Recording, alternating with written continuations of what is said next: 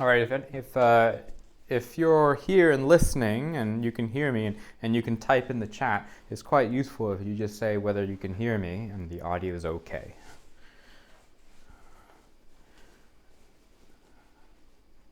If you can type. If you don't have an account, then you can't type.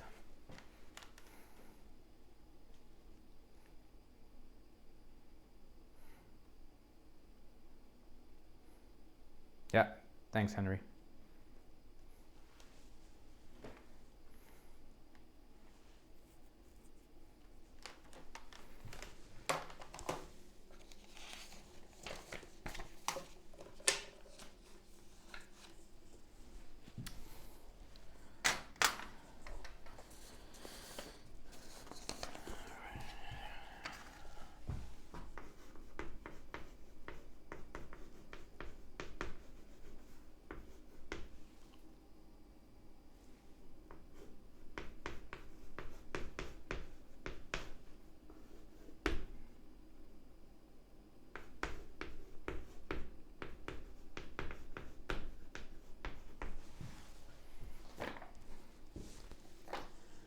All right, welcome back, everyone. Thanks for following along. So we're now in the second lecture of this taught center course for exponential asymptotics for the physical sciences. And the first lecture we covered motivation for this subject, and I tried to explain to you why looking at exponentially small phenomena is both interesting and relevant to certain problems. We're going to see a lot more physical applications as the course goes, but for the next couple lectures, we're mainly going to go into the basics of asymptotic analysis. So I want this course to be accessible to even undergraduate students, or it's quite senior undergraduate students, and then junior graduate students who may not necessarily have a background in asymptotic analysis. A lot of you might have had courses, either ad hoc or formal courses in asymptotic analysis, so a lot of this background material will be familiar to you, but I think it's good review, and in any case, we might have some new perspectives about some of the things you might have picked up as undergraduate students or in some of your graduate level courses. Okay, so let's start off with just a quick review of what we looked at last time. I introduced you to this crystal growth problem, and we explained that this is a nonlinear differential equation motivated by a geometric model for crystal growth, and epsilon here is a regularization parameter that's supposed to be small. And we derived asymptotics for this problem, so approximations at leading order and at next order, and then we came to the surprising fact that in fact this problem has no solutions. We looked at it numerically, solving from minus infinity, where the solution should be minus pi by 2, to positive infinity, where the solution should be pi by 2, and we found that at this value of epsilon 0.01, you develop these ripples in the far field that contaminate the solution at positive infinity, and so it seems from this numerical solution that there does not seem to be a solution that satisfies the two necessary boundary conditions of it being flat upstream and downstream. And then I explained to you that it turns out that these oscillations are in fact exponentially small in epsilon, and then we looked at some of the consequences of this. So we talked about series divergence. We talked about how exponentially small things are not necessarily negligible, and they can be very relevant. They can be very relevant because they capture some interesting physical effect that you want to know more about, or in this case, they can be relevant because they can separate a solution from existence and non-existence, or rather a problem from having solutions or not having solutions.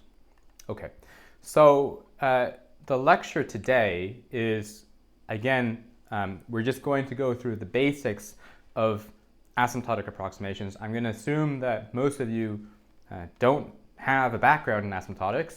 We're going to build up some of that background. We're going to do some more basic problems in matched asymptotics and integral approximations. in the next few lectures. And then finally, once we have enough of that core background, we're going to return back to these more specialized problems and then see whether we can resolve them. So let's first talk about convergence and divergence. And in the last lecture, I briefly mentioned the fact that historically this was one of the big interesting paradoxes in mathematics, almost equivalent, on equal footing to the discovery of non-Euclidean geometry. The idea that, or rather the paradox of using divergent series that add up to infinity, or series that don't converge in order to describe phenomena that you believe is well behaved. And this presents us with two interesting perspectives about convergence and divergence. The classic one of the Frenchman Niels Abel that I talked about last lecture. Divergent series are the invention of the devil, and it's shameful to base on them any demonstration whatsoever. Right? The kind of the pure mathematician's view, and then somewhat humorously contrasted with the applied mathematician's view. Divergent series converge faster than convergent series because they don't have to converge, right? And so this is a bit tongue-in-cheek, but it actually does capture this kind of historical paradox of using divergent series, where the practitioners, in particular in the 1800s, they were the astronomers who were using these series approximations. They knew that already from the first term, you would often get an excellent approximation, and then if you took a few more terms, it would converge, and the approximations would get even better. In a lot of the problems at the time, these celestial mechanical problems, you couldn't even go to that many terms in the approximations. You would never even really see that it diverges. And if any of you use asymptotics in your own research, or you've encountered perturbation theory, you would know that usually you don't go past the first, second, third term, because algebraically it can get extremely difficult and it's somewhat unnecessary as well. Okay, but what we want to do is I want to introduce you to a classic contrast between convergence and divergence in terms of this error function integral. Okay, so we're going to look at the convergent perspective and look at the divergent perspective and see that in fact convergent theories are probably not as useful as traditionally they're made out to be in the undergraduate curriculum, right? When we teach undergraduate mathematics, we always start with definitions of convergence, and this is one of the first things you learn in analysis, and then you find out that actually convergent series are probably not as useful as divergent series. So why is that? And can we give an example of that? And the answer is yes, we can. We're just going to look at this this error function integral. Okay. So the ERF function, or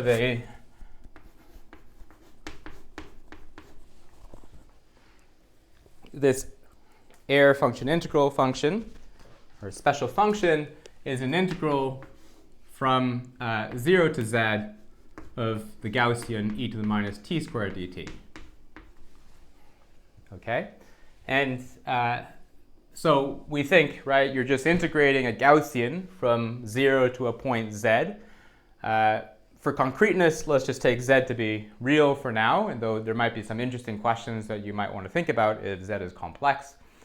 And this is a function that's highly humped at 0, so it makes sense for us to try to expand the exponential into a Taylor series about t is equal to 0. So in the first method, that's what we're going to do. We're going to write ERF as integral from 0 to z of 1 minus t squared plus t to the 4 over 0, 1, 2 factorial plus dot dot dot. Okay, so that's very straightforward, and then you just integrate things as usual. So this is z minus 1/3 z cubed plus 1/10 z to the 5. And the next term is z to the 7, or 42, etc. Okay? And if we want, we can write down the full representation. So that's 2 over root pi, an infinite sum from n is equal to 0 to infinity of minus 1 to the n z to the 2n plus 1 over 2n plus 1 n factorial. Okay. So you can apply your ratio to test to that function, but that is a convergent function. The factorial grows to be quite large in the denominator, and then it kind of doesn't matter how big of a z you put in here, though it works better when z is near 0, as you would imagine. This eventually wins in the denominator, and the series converges. So this is, you would teach this in your courses as a very well behaved function. Okay, so this is convergent for all values of z. Okay, but what we want to try doing now is we want to put in a different representation of this integral, and we know that the Gaussian, in particular, we want to study the limit where z is large, where we know that the Gaussian e to the minus t squared integrated from 0 to infinity has a well-defined value of root pi over 2. Right? So let's now do a different representation for this function.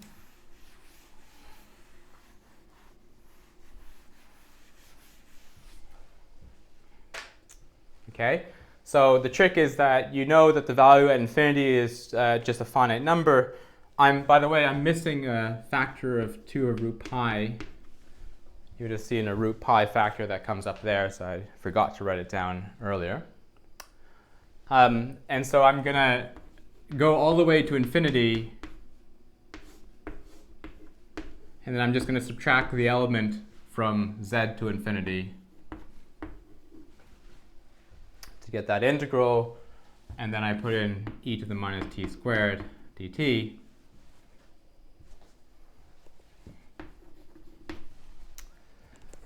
And as I said, the integral from 0 to infinity of the Gaussian is root pi over 2, so the leading term here will just cancel these factors on the left here, and you'll get 1 minus that value. So this will be 1 minus 2 over root pi, and then an integral from z to infinity. Now, in order for you to integrate this thing here, right, when z is large, you want to make sure that you go up in inverse powers of t. So you're just going to do a little trick here to convert this into a form where you can do integration by parts. So if I write this as d dt of e to the minus t squared, then I need a factor of minus 2t, so I can just write 1 over 2t here. And then this is dv dt, and there's your u. So basically, you're going to get 1 minus 2 over root pi, and then in brackets, u times v, so that's minus 1 over 2t.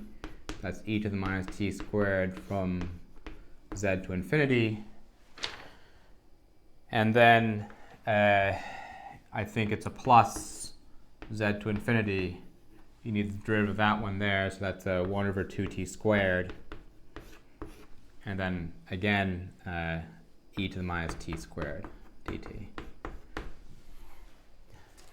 And so if you've done this right, then the point is that you're going to develop a series in inverse powers of t as you go further and further to the right there. Just keep on doing that trick of writing this as the derivative of something.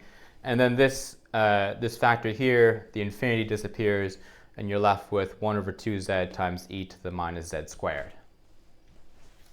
All right? So in total, if you keep on going, you're going to have 1 minus e to the minus z squared over root pi times z. And then in brackets, 1 minus 1 over 2z squared plus 1 times 3 over 2z squared squared plus 1 times 3 times 5 over 2z squared to the power of 3. This is a minus, and so forth, and so on. Okay? And I can simplify this into a single expression if I like. I'll write that up here.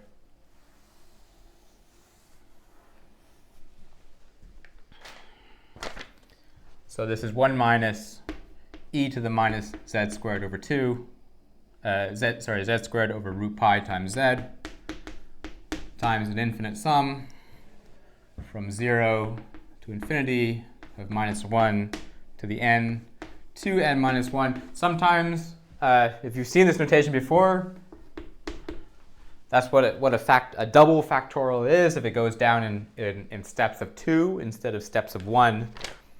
And then this is over 2z squared to the n. Okay? So the point of this is that, so the point is that you should be putting in a value, or you think of putting in a value of z which is quite large, because this is an asymptotic expansion in inverse powers of z. So, but no matter how large of a value of z you put in, when you evaluate this thing to the nth power, when n is large, this thing will indeed be a large number to a large number, but then the factorial growth on the top will kill you, and this one will diverge. So you can verify this, and you put it into your calculator or so forth, put in the value of z here. You'll notice that the numerator will always win in this, and that the series will diverge as n goes to infinity. So this is in fact a series which diverges for all values of z. So the way that we would teach, our undergraduates is that this is a bad series. So this is divergent for all z with a 0 radius of convergence. Right? So we have this example now of a convergent series and a divergent series. Traditionally, we think of the convergent series as being a good thing and divergent series as being a bad thing. But then now let's look at an actual numerical evaluation of this problem. Okay, so what you're seeing here in this graph is I've chosen a value of z at z is equal to 5. And what I'm plotting on the vertical axis is the error. So I take the exact value of the error function that I might get from a numerical integration, say, and then I subtract out a series approximation of that exact value. And on the horizontal axis, what you see is the number of terms that I'm going to keep in my expansion. So the point is that if it's a convergent approximation, the error should decrease. It should get increasingly better and better the more terms you take, right? And the blue that you see is the convergent series approximation, whereas the orange is the divergent series approximation. So you see that at this value of z, at z is equal to 5, the convergent series starts with an error of 1 at the first term, which makes sense because the integral over the entire interval is root pi over 2 times 2 over root pi. So that's why there's an error of 1 for the convergent series.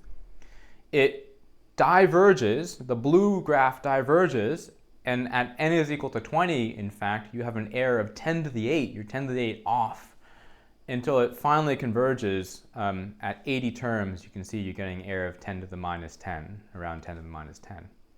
But in contrast, the divergent series, already at the first term, it has an error which is less than 10 to the minus 10. It gets better and better and better until it reaches its minimum point at n is equal to, say, 25 or so forth, and then it diverges after. So in practice, you would never use the convergence series because you don't want to be handling terms of order 10 to the 8, in fact, in your arithmetic, and you would just use the divergence series. And this, of course, gets better as z increases, right? But even for z is equal to 1, the divergence series gives a very good approximation of this integral.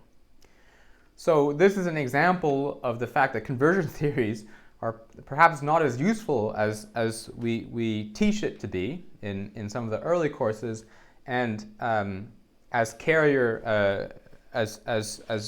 George Carrier wrote, divergence theories converge faster than convergence theories because they don't have to converge. Okay, so it's worth keeping in mind that this property of a asymptotic expansion going down to a minimum point and then diverging afterwards was known at the point of the 1800s.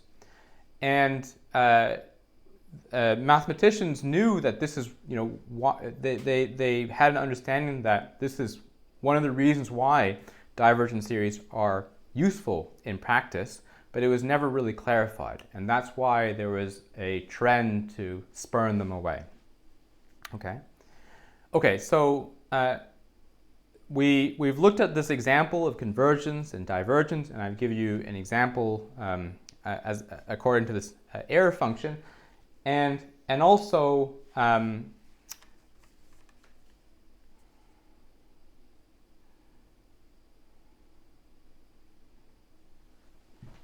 so one of the questions is, would you respond to an undergraduate student who says they're having difficulty understanding Biela or asymptotics of nonlinear PDEs? I think that would be a very advanced undergraduate student, so I don't need to respond to that. It sounds like the undergraduate student has things under control. Okay, so I want to go on now to Poincare and to give you precise definitions of what it means to be an asymptotic approximation. So where we left off with the history last time was that in the late 1800s, so as I indicated, there was a lot of mathematicians and physicists and practical applied scientists who were using divergence series quite successfully in order to develop approximations. But there was a trend in the early to mid 1800s to turn away from them because divergence series are the invention of the devil. Then in the 1880s, these two works, primarily by Stiltes and Henri Poincare, tried to develop a more rigorous theory of what it meant for a series to be asymptotic. And Poincare now today is known as coming up with the definition of an asymptotic approximation. That's what we're going to present today. These contributions were made primarily through these three large manuscripts that he wrote in Part 1, Part 2, Part 3, these new methods of celestial mechanics to address this n-body problem, the problem of trying to understand the orbits of n point masses and modeling the planets. And what's interesting that I wanted to point out was that unlike a lot of pure mathematicians, Henri Poincare was actually very respectful of the use of divergence theories in science and in mathematics, right? He wasn't saying you shouldn't be using them. He was saying that actually they seem to be very powerful and we need to have a better understanding of why they're useful. So he wrote, between mathematicians and astronomers, some misunderstandings exist with respect to the meaning of the term convergence. Mathematicians who are mainly concerned with perfect rigorousness of the calculation and frequently are indifferent to enormous length of some calculation which they consider useful without actually thinking about performing efficiently, stipulate that a series is convergent if the sum of the terms tends to a predetermined limit, even if the first terms decrease very slowly. Conversely, astronomers are in the habit of saying that a series converges whenever the first 20 terms, for example, decrease rapidly, even if the following terms increase indefinitely. So this is what I meant about his respectful nature of convergence and divergence. He was pointing out that phenomena that we saw earlier in the error function. And this is the example he says. Let's take this example. Let's consider two series that have the following general term. So this first one is 1,000 to the n over n factorial. And then the second one is n factorial over 1,000 to the n. He said pure mathematicians would say that the first series converges, even that it converges rapidly, since the millionth term is much smaller than the 999/909th. However, they will consider the second series to be divergent, since the general term is able to grow beyond all bounds. Conversely, astronomers would consider the first series to be divergent, since the first 1,000 terms increase. They would call the second series convergent, since the first 1,000 terms decrease, and since this decrease is rapid at first. Both rules are legitimate, the first for theoretical research and the second for numerical applications. Both must prevail, but in the two entirely separate domains of which the boundaries must be accurately defined. So I think this is very interesting, and you contrast this with the perspective of Niels Abel and divergent series are the invention of the devil. Okay, so he had a number of works around this period, around the late 1880s, leading to these three volumes on celestial mechanics. And it's really interesting. I mean, I have the books, here, and if you ever get the chance, though it can be hard to get a copy of these books. They're very interesting, mainly because when you read the books, you realize that what Henri Poincaré wrote in those books essentially became undergraduate teaching for dynamical systems. So when you go through your dynamical systems and the way that we teach differential equations, a lot of that is inspired by the developments that he did in these books. So he had an earlier work in 1886 that eventually also led to some of these later large manuscripts. And in these works, as it pertains to asymptotic expansions, he did a few things. So one of the key things he did was that he formulated a clear definition of an asymptotic approximation of a function. He demonstrated that the typical asymptotic approximations, which were used in celestial mechanics, these what are now called Poincaré-Lindstedt series, was in fact divergent. And then he demonstrated that there is a kind of an arithmetic, a calculus of asymptotic approximations. In particular, you can add two asymptotic approximations together and they remain an asymptotic approximation. You can multiply or divide them as long as you don't divide by 0, and you can also integrate them, but you can't differentiate them. And then he demonstrated that he took essentially linear variable coefficient differential equations, systems of linear differential equations, and then showed that if this system has linearly independent solutions, the usual division into linearly independent solutions, then these linearly independent solutions are described by divergent approximations. So the point is that the point that people were hung up on was if you develop a divergent asymptotic approximation to a problem, how can you be sure that this is a solution of the problem? Because obviously it does not make sense to add together something that is infinity, even though it can give you very sensible approximations. And we encountered an example of that in the crystal growth problem. We happily developed an asymptotic approximation, only later to be told, well, actually, there is no solution to that problem. And so what Poincaré demonstrated is that if there are, in the case of these linear problems, there are linearly independent solutions of the problems, then the approximations that you develop must be asymptotic approximations of those solutions. Okay, so and then finally, the point is that after this 1880s period, he kind of brought back the research into asymptotics. And we were much happier now to work with divergent series once Poincaré had kind of established this baseline foundation. Even though I say this for analysts, but because during this period from the 1800s, there were plenty of applied mathematicians and plenty of physicists who were continuing to use these asymptotics very happily and very successfully. So this is really a discussion about mathematical analysis. Okay. One thing I want to mention, but we're going to revisit, is that in the graph that I presented to you before of the exponential of the error function, so the point is that you have a graph of number of terms n that you're going to keep, and then the error. So this is basically the exact value of the function, if you want to write f of epsilon here, minus the asymptotic approximation or the convergent series that you truncate at n terms. So maybe n minus 1 here if I want to truncate at n terms, including 0. And this is fn. Then typically the behavior that you get is like that. It's a somewhat universal behavior where it converges rapidly. And then this point here that we're going to revisit often is called the optimal truncation point.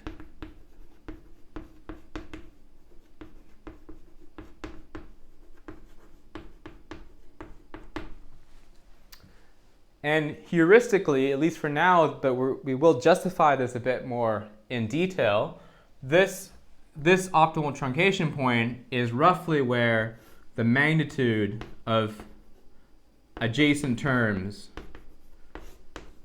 are equal in the asymptotic approximation. So there is a heuristic of developing this point, and you would think that this point pragmatically is telling you that that's the point where you should truncate the approximation because you're going to get the best error right before it explodes afterwards. The other thing I'll mention is that the other property of asymptotic approximations is that this error here, so you fix your value of epsilon for this error. Let's say I fix it at 0.1. The point is that if I decrease the value of epsilon, so let's say I decrease it to 0.01, then the whole curve shifts towards the right. The truncation happens later in n, right? And this is the asymptotic property. The approximation gets better and better if I take epsilon to 0, but it diverges if I fix epsilon and I take n to infinity. And this was the thing that Poincaré had attempted or had clarified, this property of being asymptotic.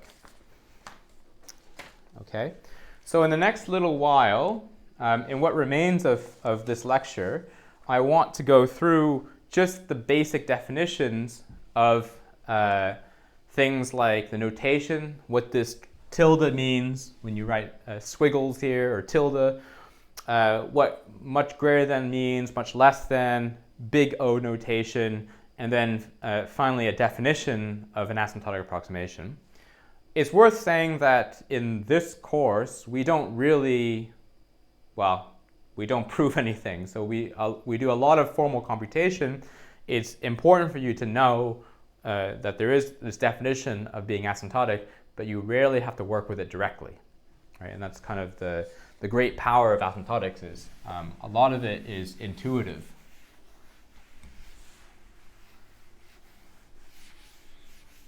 Okay. Now, before I start, I want to just clarify the typical scope of asymptotic problems that we work with in this course. So typically, we're going to consider asymptotic approximations for a function y, say, and in this course, we mainly deal with what are called parametric asymptotic approximations. So they typically will depend upon a domain variable x and then a small parameter I'll call semicolon epsilon here, and typically epsilon tending to 0. Or I can have a parameter which also tends to infinity. Okay? And I think of this problem as being governed usually by a differential equation or by an integral equation or a partial differential equation, etc. Okay, and the other way of doing it is to do non-parametric asymptotic approximations where you don't have a domain parameter and it's just y as a function of a parameter which tends to 0 or which tends to infinity. But usually for this course, we think of a function like this, and it might be governed by an ODE or a PDE or an integral equation, etc. So that's the kind of problems that we consider. Okay. The other phrase or terminology that I'm going to often use is regular versus singular asymptotic approximation.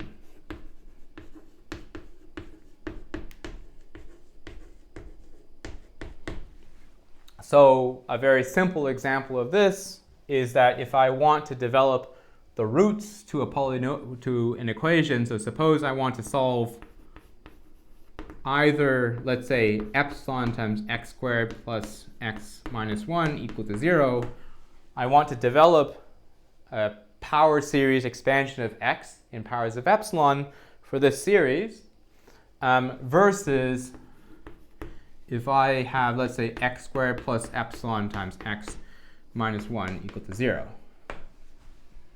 Versus if I want to solve this polynomial equation. And so for this problem here, we would call this one a singular perturbative problem, because the point is that the behavior at epsilon is equal to 0 somehow fundamentally differs from the behavior when epsilon is not 0. In particular, in this case, the epsilon is 0, you don't have a quadratic. And when epsilon is not 0, you have a quadratic. So epsilon can be infinitesimally small, and I have two roots. But if it's 0, I have one root. Whereas for this problem, I always have two complex roots, regardless of how small epsilon is. So this is what's called a regular problem, and then this is called a singular problem. And the same situation occurs for differential equations. I can have a differential equation like this, say,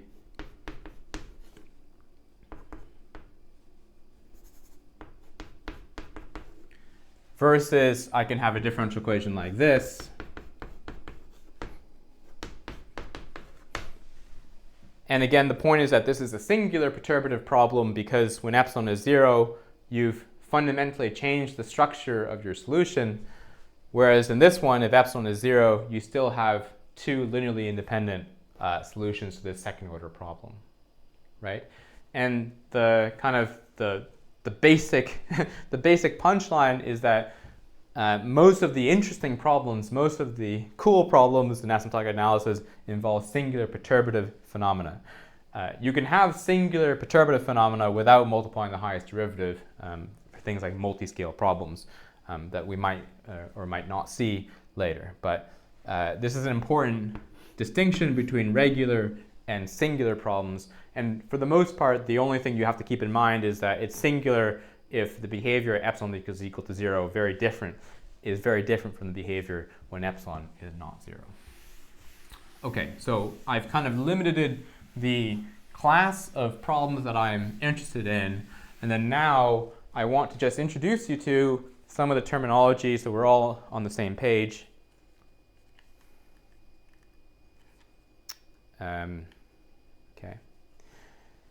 Okay, so I want to introduce you to the tilde notation, the much less than or much greater than notation, big O and little o notation, just define what it means to be an asymptotic sequence and define what it means to be an asymptotic approximation according to Poincaré. And I've already done a little bit of discussion of the difference between a singular perturbative problem and a regular perturbative problem. Okay.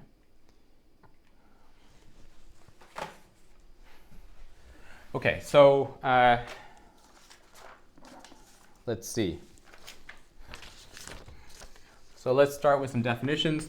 I should say that the notes for this lecture, I should put it online once I get my act together. and then you'll be able to find it at some location. So I'm just going to define what it means to be this tilde, or asymptotically equivalent. So given a function f of epsilon and g of epsilon, you would say that we say that f of epsilon twiddles g of epsilon, or is asymptotically equivalent,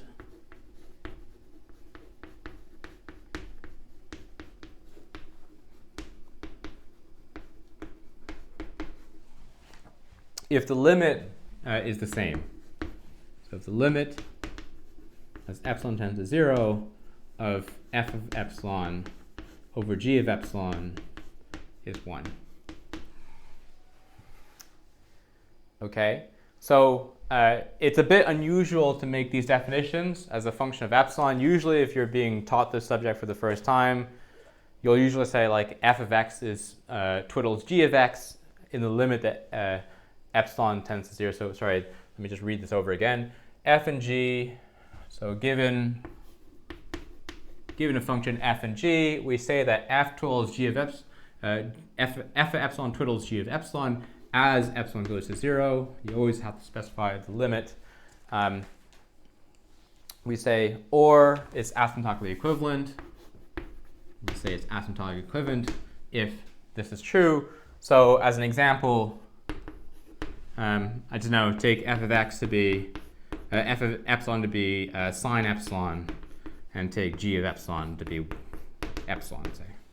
So they both look like a line as epsilon tends to 0 of gradient 1, line of gradient 1.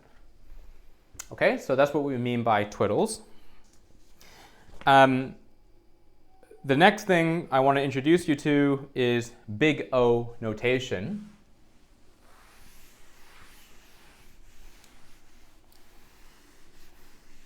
So I guess if you're discussing this with another mathematician, you would say twiddles, or sometimes you say behaves like, is asymptotic to, right? So that's kind of how you would describe that symbol.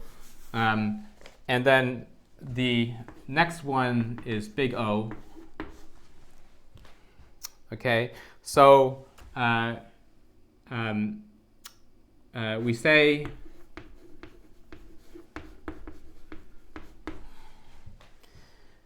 that f of epsilon is at most order g of epsilon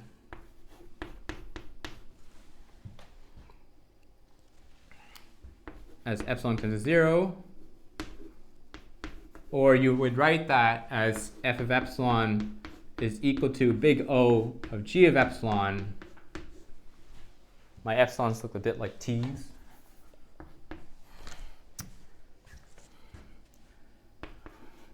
If in the limit this is less than some m.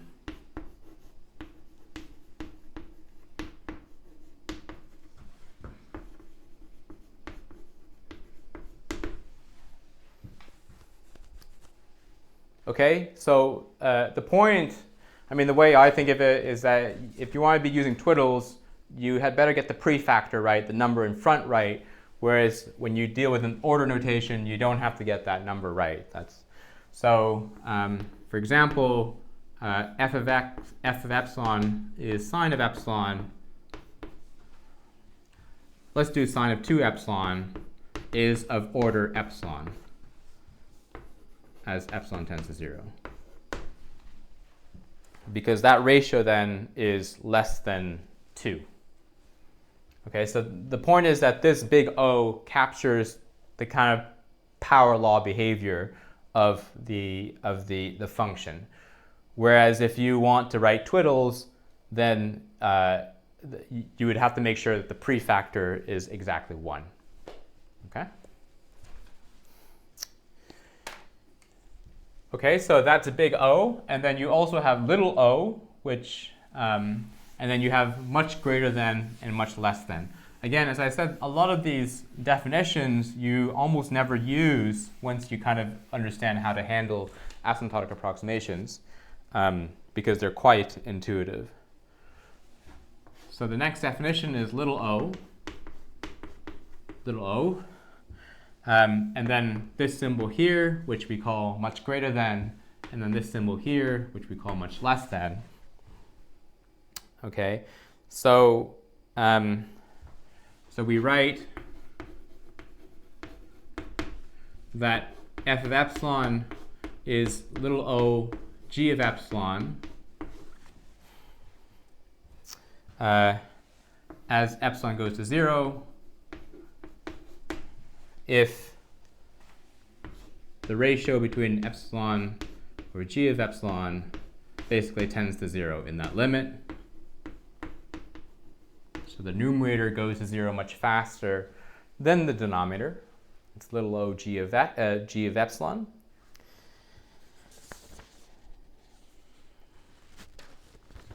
And in this case,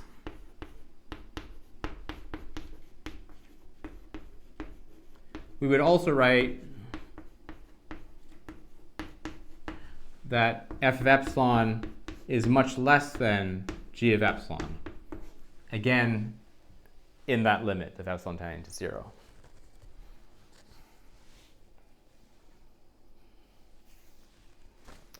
And then there's an equivalent definition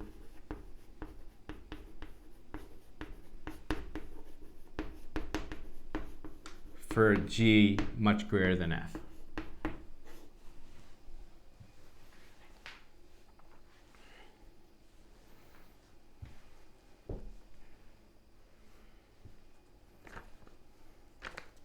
Okay? So again, most of these will be intuitive because when you deal with asymptotic approximations, you're just often balancing orders of epsilon, and then the progression is quite clear. And so in the limit that epsilon goes to 0, epsilon's cube will be much less than epsilon squared, and similarly. Okay? And so then the last thing is to introduce you to what it means to be a asymptotic sequence, followed by what it means to be an asymptotic approximation. And this is the Poincaré definition.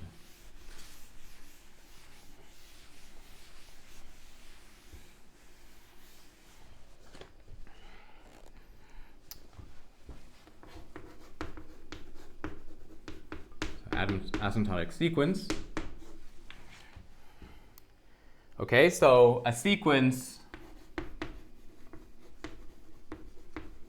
and let's index it by delta n of epsilon.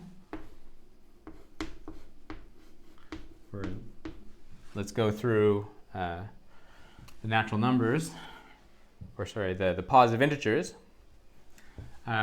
is said to be an asymptotic to be an asymptotic sequence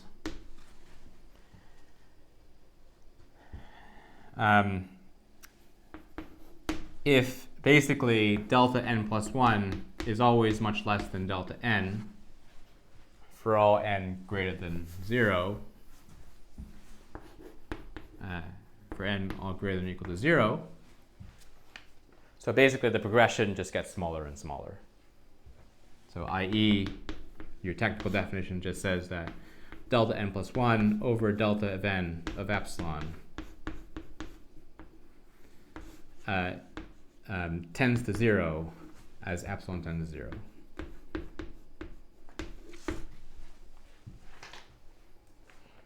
Okay.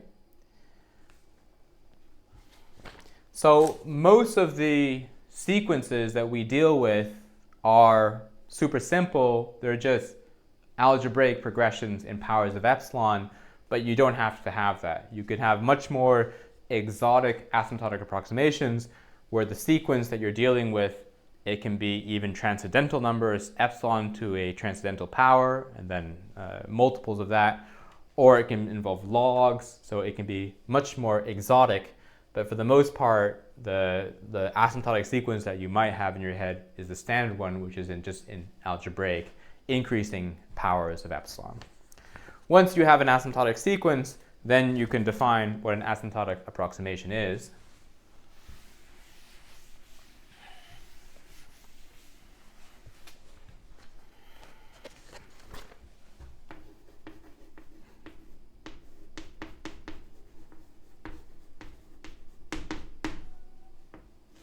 Or asymptotic expansion.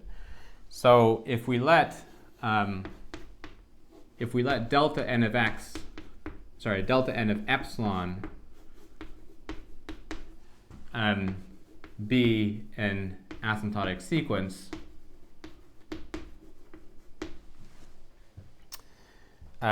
let's construct a series. So we're going to use that sequence to construct a series. Let's take fn of epsilon to be some an times delta n of epsilon, where an is constant.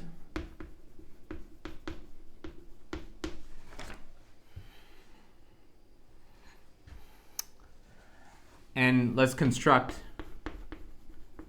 a series. So we're going to call, should I give it a name? No, I think I'm just going to call it a series of fn of epsilon from n is equal to 0 to infinity. I'm going to mention about that upper limit in a second. Okay, so this is an asymptotic approximation or expansion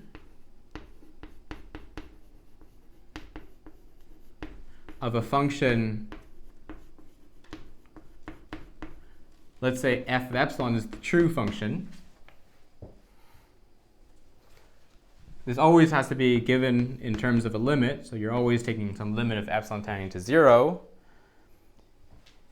If for all n greater than 1,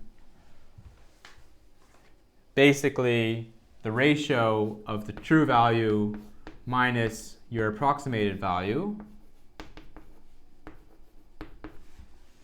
So let me take n terms from my series.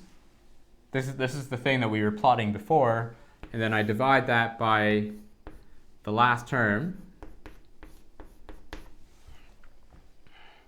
If this thing tends to 0 as epsilon tends to 0. Okay?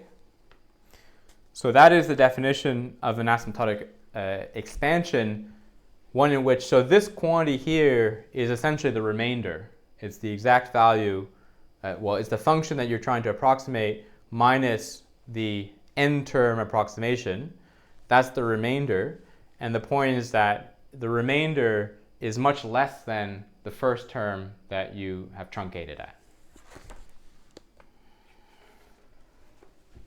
Okay, so if I write that in words,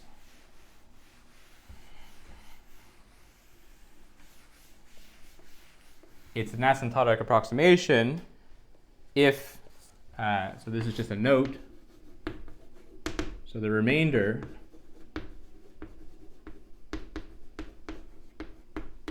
is r, I think I've called it Rn of x here, so this remainder is this thing here.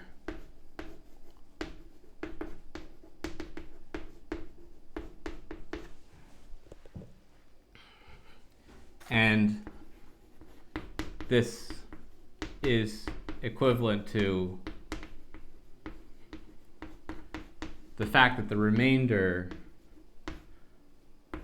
is much less than fn minus 1 epsilon. So the remainder is much less than the last term that you've included in your approximation.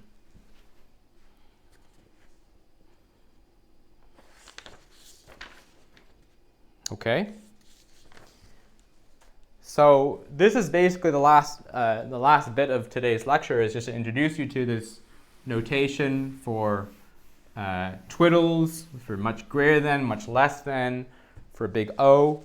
And you might have encountered this formally in some of the courses that you've taken in asymptotics, or you might have encountered it informally just because you're used to manipulating asymptotic approximations. As I said, we won't typically work with these definitions, though you can if you want to. And the last thing I'll mention here is that as we said previously, Poincaré had noted that if I have two asymptotic approximations, I can multiply them and I still have an asymptotic approximation. I can add them together and I have an asymptotic approximation, and I can integrate them, but I just can't differentiate them.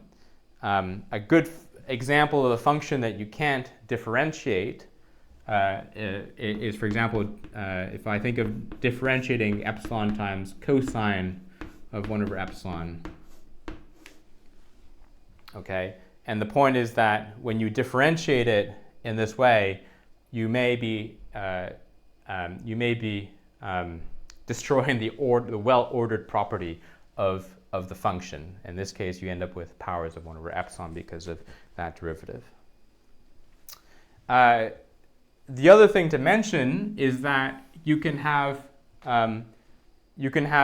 multiple asymptotic approximations. So asymptotic approximations of a function are not unique, and we'll give you an example of that in the next lecture. But primarily, the next few lectures is about reviewing some of the techniques in asymptotics that we're going to need to know as we go into the more advanced asymptotic section. So we're going to talk about things like boundary layer theory. How do I solve two-point boundary value problems in ODEs? And we're also going to talk about, we're going to need to know some knowledge about integral approximations, because the primary mechanism for studying some of the more complicated problems is to work with an integral equation rather than a differential equation, just as Stokes and Stieltjes had done. We're going to look through some classic analysis of integral equations and develop the asymptotics there. But that's it for today's lecture. Thank you for coming by, and I'll see you in the next one.